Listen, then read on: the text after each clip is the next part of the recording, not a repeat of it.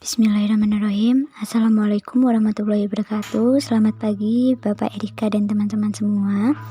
Pada pertemuan kali ini, pada mata kuliah pembelajaran mitigasi bencana, kami dari kelompok 7 akan menyampaikan materi dengan topik manajemen bencana pasca bencana. Kelompok kami tersusun dari saya, Putri Nadila, Ella Sarifah, dan Muklinatun Sofa. Adapun pokok bahasan yang akan kelompok kami sampaikan, yang pertama ada manajemen bencana, kedua ada pasca bencana meliputi rehabilitasi pasca bencana, rekonstruksi pasca bencana, prinsip-prinsip pemulihan, serta penilaian kerusakan serta kerugian akibat bencana. Ketiga ada pengkajian kebutuhan pasca bencana, dan yang keempat ada bencana tanah longsor di Magelang dan upaya pemerintah dalam menangani pasca bencana tsunami di Aceh. Yang pertama ada manajemen bencana. Manajemen bencana merupakan suatu rangkaian kegiatan yang dilakukan sebagai upaya untuk pencegahan, mitigasi kesiapsiagaan, tanggap darurat, serta pemulihan yang dilaksanakan pasca bencana itu terjadi. Upaya ini bertujuan untuk mengurangi kerugian, baik kerugian materi maupun non-materi, yang bisa saja terjadi, serta mempercepat proses pemulihan pasca terjadinya bencana. Manajemen bencana mencakup atas dua tahapan, yaitu ex ante atau sebelum terjadi bencana dan ex post yang artinya setelah terjadi bencana. Ex ante sendiri meliputi proses mitigasi, pencegahan, dan kesiapsiagaan. Sedangkan ex post meliputi kegiatan tanggap darurat, rehabilitasi, dan rekonstruksi.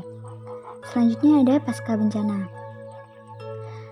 Rehabilitasi pasca bencana merupakan perbaikan dan pemulihan semua aspek pelayanan publik atau masyarakat hingga tingkat yang memadai pada wilayah pasca bencana dengan sasaran utama untuk normalisasi atau berjalannya secara wajar semua aspek pemerintah dan kehidupan masyarakat pada wilayah pasca bencana. Ruang lingkup dan pelaksanaan rehabilitasi itu sendiri dilakukan melalui kegiatan yang pertama ada perbaikan lingkungan daerah bencana, perbaikan prasarana dan sarana umum, pemberian bantuan perbaikan rumah masyarakat, pemulihan sosial psikologis, pelayanan kesehatan, rekonsiliasi dan resolusi konflik, pemulihan sosial ekonomi budaya, pemulihan keamanan dan ketertiban, pemulihan fungsi pemerintah, dan pemulihan fungsi pelayanan publik. Untuk poin kedua dari pasca bencana ada rekonstruksi pasca bencana.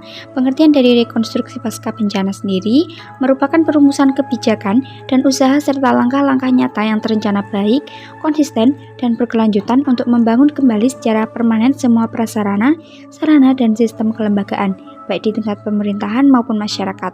Untuk sasaran dari rekonstruksi pasca bencana sendiri, tumbuh berkembangnya kegiatan perekonomian, sosial dan budaya, tegaknya hukum dan ketertiban, dan bangkitnya peran dan partisipasi masyarakat sipil dalam segala aspek kehidupan bermasyarakat di wilayah pasca bencana. Untuk poin ketiga ada prinsip-prinsip pemulihan. Berdasarkan Peraturan Kepala Badan Nasional Penanggulangan Bencana Nomor 17 Tahun 2010 tentang Pedoman Umum Penyelenggaraan Rehabilitasi dan Rekonstruksi Pasca Bencana, prinsip-prinsip pemulihan ini ada 6. Pertama, merupakan tanggung jawab pemerintah daerah dan pemerintah. 2. Membangun menjadi lebih baik, build back better, yang terpadu dengan konsep pengurangan risiko bencana dalam bentuk pengalokasian dana minimal 10% dari dana rehabilitasi dan rekonstruksi. 3. Mendahulukan kepentingan kelompok rentan seperti lansia, perempuan, anak, dan penyandang cacat. Selanjutnya, mengoptimalkan sumber daya daerah, mengarah pada pencapaian kemandirian masyarakat, berkelanjutan program dan kegiatan, serta perwujudan tata kelola pemerintahan yang baik. Dan yang keenam, mengedepankan keadilan dan kesetaraan gender. Untuk poin yang keempat dari pasca bencana, ada penilaian kerusakan dan kerugian akibat bencana. Untuk penilaian kerusakan ada sektor permukiman, sektor infrastruktur, sektor ekonomi produktif, sektor sosial, sektor lainnya seperti pemerintahan, dan lain-lain. Untuk penilaian kerugian sendiri ada biaya tambahan yang dikeluarkan seseorang untuk transport akibat jalan atau jembatan terputus.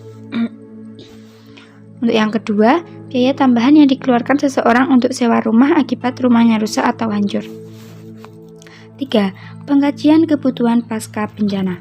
Pengertian dari pengkajian kebutuhan pasca bencana merupakan suatu rangkaian kegiatan pengkajian dan penilaian akibat, analisis dampak, dan perkiraan kebutuhan yang menjadi dasar bagi penyusunan rencana aksi rehabilitasi dan rekonstruksi. Prinsip-prinsip dasar dalam pengkajian kebutuhan pasca bencana ada 5. Yang pertama, pendekatan partisipasif dengan melibatkan para pihak berkepentingan dalam prosesnya. 2. Pendekatan pengurangan risiko bencana menggunakan cara pandang pengurangan risiko bencana dalam analisisnya, sehingga J2BP dapat mendukung rehabilitasi dan konstruksi yang dapat membangun yang lebih baik. Ketiga, menjunjung tinggi akuntabilitas dalam proses maupun pelaporan hasil kajian sebagai bentuk tanggung jawab terhadap masyarakat berdampak bencana. Yang keempat, pendekatan hak-hak dasar menggunakan cara pandang berbasis hak-hak dasar sehingga pengkajian terhadap akibat dan dampak bencana berorientasi pada pemulihan hak dasar tersebut. Yang terakhir, pendekatan berbasis bukti mengutamakan pengamatan terhadap akibat dan dampak bencana serta kebutuhan pemulihan yang berbasis bukti. Untuk tahap persiapan dalam langkah-langkah pengkajian kebutuhan pasca bencana ada 3. Yang pertama, pembentukan tim kerja J2BP, yang kedua tim pengumpul data, dan yang ketiga persiapan tim pengumpul data. Untuk yang selanjutnya akan disampaikan oleh rekan saya. Baik, pembahasan selanjutnya yaitu mengenai bencana tanah longsor yang ada di Magelang. Berdasarkan data BPBD Kabupaten Magelang tahun 2019 mencatat setidaknya ada 227 desa di 21 kecamatan yang memiliki potensi bencana tanah longsor. Kawasan bencana tanah longsor sebagian besar berada di wilayah pegunungan dengan kondisi kemiringan lereng yang curam. Nah, salah satu desa yang terkena dampak terparah berada di Desa Sambung Rejo, Kecamatan Grabak, Kabupaten Magelang yang menelan 13 korban jiwa dan puluhan rumah rusak pada tahun 2017. Untuk kondisi geografis wilayah Desa Sambung Rejo, Kecamatan Grabak, Kabupaten Magelang ini berupa dataran tinggi, persawahan, perkebunan, dan disertai dengan perbukitan. Untuk luas wilayahnya yaitu selebar 380.000 hektar dengan jumlah penduduk mencapai 2.484 jiwa yang terdiri dari 525 KK. Berdasarkan letak geografisnya, Desa Sambung Rejo yang berada pada dataran tinggi dengan dikelilingi perbukitan serta memiliki sumber mata air yang melimpah, mengairi persawahan warga melalui sungai-sungai yang mengakibatkan Desa Sambung Rejo sebagai daerah yang rawan terjadinya bencana alam tanah longsor dan juga banjir bandang. Selanjutnya yaitu manajemen pemerintah Magelang pasca bencana. Yang pertama yaitu ada pemulihan atau recovery, yaitu serangkaian kegiatan yang bertujuan mengembalikan kondisi bagi masyarakat dan lingkungan hidup terdampak bencana melalui cara memfungsikan kembali kelembagaan, prasarana, dan sarana dengan melakukan upaya rehabilitasi. Kemudian yang kedua ada rehabilitasi atau rehabilitation, yaitu melakukan perbaikan dan pemulihan terhadap segala aspek pelayanan publik atau masyarakat hingga tingkat yang memadai pada wilayah pasca bencana dengan target utama untuk menormalisasi segala aspek pemerintahan dan kehidupan masyarakat di wilayah terdampak pasca bencana. Kemudian yang ketiga ada rekonstruksi atau reconstruction, yaitu kegiatan untuk merumuskan kebijakan, usaha, dan juga langkah-langkah konkret yang terencana dengan baik, konsisten, serta berkelanjutan dalam kembali membangun secara permanen semua prasarana, sarana, dan sistem kelembagaan, baik pada tingkat pemerintahan maupun masyarakat. Selanjutnya ada upaya pemerintah pasca tsunami di Aceh. Penyusunannya berdasarkan hasil kajian Badan Koordinasi Nasional atau Rakornas Penanggulangan Bencana dan Penanganan Pengungsi, Presiden menyatakan ada 3 tahap proses pemulihan Aceh, yaitu yang pertama adalah ada tahap kedaruratan atau emergency yang memakan waktu selama 1 tahun, yaitu dimulai dari Desember 2004 sampai Desember 2005. Nah, tahapan ini meliputi pengadaan makanan, pakaian, pelayanan kesehatan, tempat tinggal sementara, air bersih, listrik, transportasi, telekomunikasi, bahan bakar, dan juga tenaga sosial. Ya, kemudian yang kedua, pemerintah juga menggelar tahap yang kedua, yaitu rehabilitasi Aceh selama 1 tahun lebih. Nah, tahap ini meliputi rehabilitasi pelayanan publik, infrastruktur publik, serta rumah tinggal. Selain itu juga merehabilitasi sentra-sentra ekonomi dan juga pasar. Kemudian tahap yang ketiga adalah program rekonstruksi, yaitu membangun kembali infrastruktur, pelayanan publik, dan rumah-rumah masyarakat.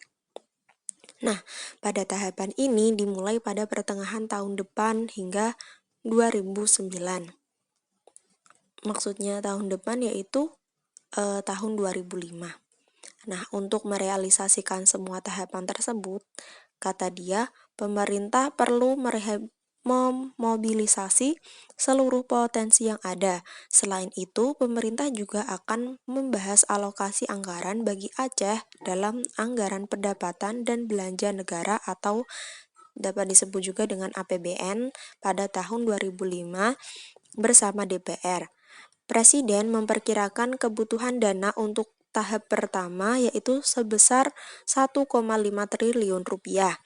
Dia merinci untuk makanan yaitu sebesar 900 miliar rupiah, pakaian sebesar 50 miliar rupiah, pelayanan kesehatan sebesar 150 miliar rupiah, tenda sebesar 150 miliar rupiah, dan air serta listrik sebesar 100 miliar rupiah.